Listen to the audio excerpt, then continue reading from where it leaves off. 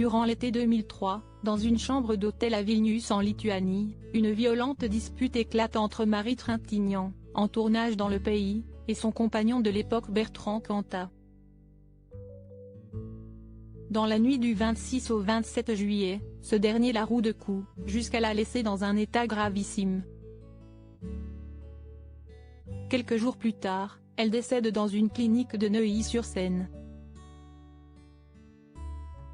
Dans son ouvrage Désir noir, paru ce mercredi 15 mars aux éditions Flammarion, la journaliste Anne-Sophie Jeanne est revenue sur ce drame, et révèle notamment de terribles détails concernant le moment qui a suivi les coups.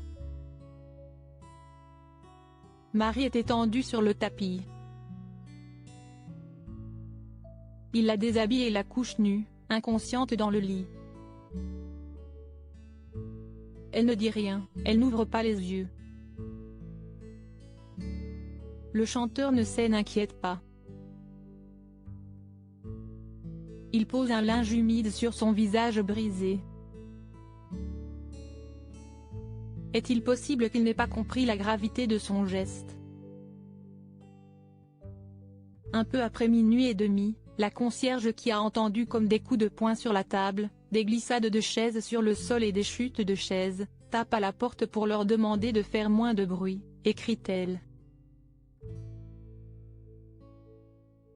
Bertrand Cantat a décidé dans la foulée d'appeler le réalisateur Samuel Benchetrit, l'ex-compagnon de Marie, en l'interdisant dorénavant de la fréquenter, et lui assurant que désormais leurs relations se limiteront à des questions d'organisation pour la vie de leur fils Jules. Un échange lunaire. Des traces de coups, des ecchymoses sous-cutanées.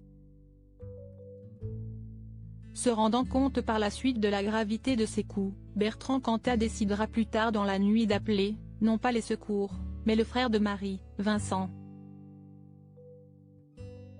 Ce dernier s'est alors rendu à l'appartement, lorsqu'il a appris que le chanteur s'était bagarré avec sa sœur. Il prendra cependant un petit moment avant de se rendre compte que la situation est bien plus grave que ce qu'il imaginait, que la chanteuse est, non pas endormie comme lui avait fait croire Bertrand Cantat, mais inconsciente. Du sang coule de sa bouche, détaille Anne-Sophie Jeanne. Vincent prévient alors la concierge et sa sœur est emmenée dans un hôpital universitaire de Vilnius. J'ai constaté qu'elle se trouvait dans un coma profond. On voyait carrément sur le visage des traces de coups, des ecchymoses sous-cutanées. Du côté du thorax, il y avait des traces de coups. Et aussi sur le dos et les cuisses.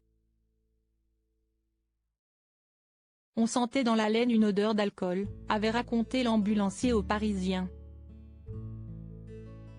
Un récit glaçant. À noter que Bertrand Cantat avait été condamné à 8 ans de prison pour son acte, mais il avait pu bénéficier d'une liberté conditionnelle pour bonne conduite en octobre 2007, après avoir purgé la moitié de sa peine. Il avait finalement été totalement libre 3 ans plus tard.